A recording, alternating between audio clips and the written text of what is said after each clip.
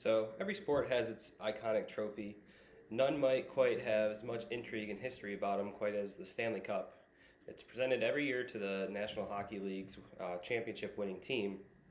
The story has an incredibly storied history. The traditions surrounding the cup are probably like no other trophy in the world.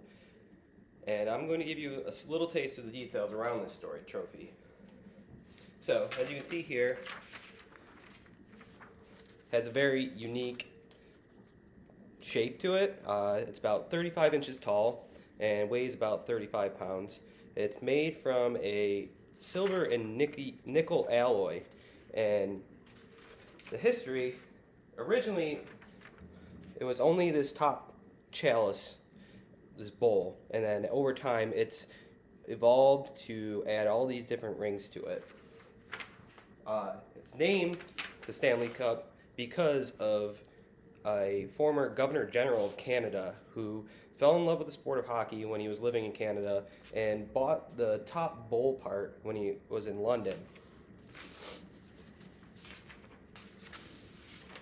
And over time, like I said, these other rings have been added to it. And that's because every year the winning team is engraved into the trophy by usually a jewelry maker is given the cup after every winning season and engraves all the names of the players, the coaches, and usually the owner and general manager as well. And what most people actually don't realize is there's 3 of these trophies. So there's the very original one, which was just the bowl that's kept in the Hockey Hall of Fame in Canada, Toronto. I've been lucky enough to go and see this original one. They have a whole exhibit around all the history of the Stanley Cup, and they have all these other rings that they've taken off over time. I'll tell you a little bit more of that in a second. And now, when Lord Stanley first bought the cup, he, like I said, fell in love with hockey, and the first time it was given out, it was given to the top pro amateur team in Canada of the time. And then since 1926, it's gone to the winning professional team of the NHL. So it has some very storied traditions. Every year, like I said, the winners are added to the trophy, all the names of the players. So, unlike other sports, like I think every year a new Vince Lombardi's made for each football team. So, and then as these rings, there's only so much space on them, obviously, and it goes around the whole base of the trophy. And as it fills up, they actually will take these rings off, and you can see in this picture, this is kind of what they look like. You can see faintly all the names on there, and they will cut it and flatten it out, and they're all added to a wall in the Hall of Fame. So, like, anyone who wins this trophy is remembered for years and years. I mean, since 1926, like I said, the winning team in the NHL gets it. So, and then, again, unlike other sports, hockey does things a little differently, kind of. A lot of other sports, the owner of the team will be the first person to touch the trophy. But in hockey, they do it so that the captain of the winning team is the first person to pick up the trophy after they won, and it's presented from the commissioner of the NHL.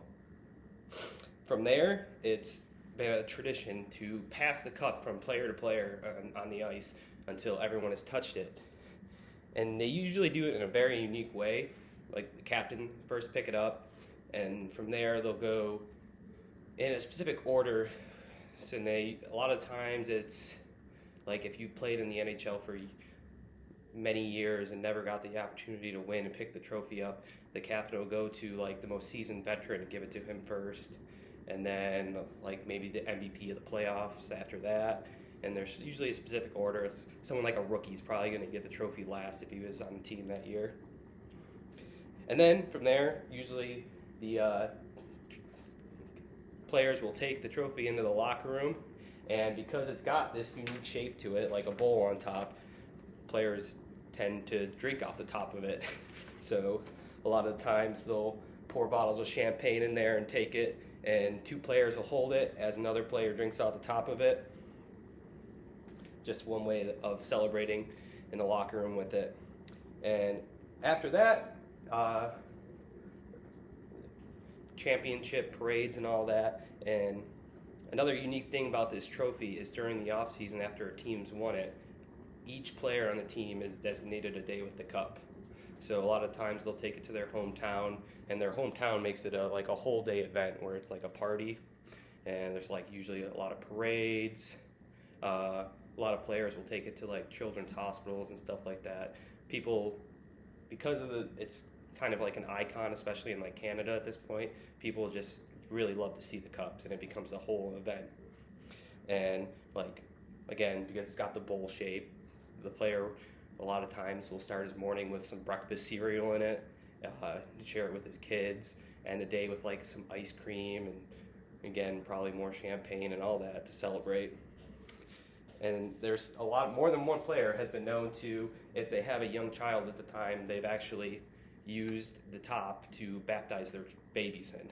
So it's like, it becomes a whole big event for multiple reasons. There's also like a lot of superstitions surrounding this trophy. So the big one is, if you have not earned the chance to touch it, so by winning in the Stanley Cup playoffs, you aren't supposed to touch it, because it's like a weird superstition where it's like players feel like they don't deserve to touch it yet.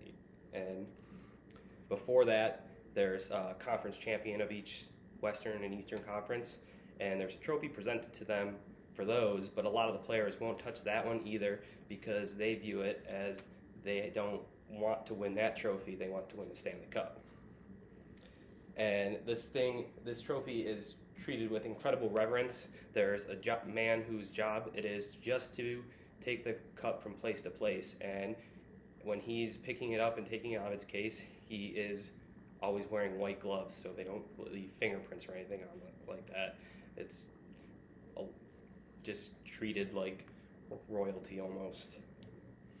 So, and a lot of those reasons are why the Stanley Cup has become an icon to hockey lovers of the world. It's got a very storied history, and the traditions of it have given the cup a life of its own. All the little different details of the cup help build its legend, and hopefully knowing a little bit more about the Stanley Cup will give you some amount of appreciation for the trophy and what it means to the lovers of the sport of hockey.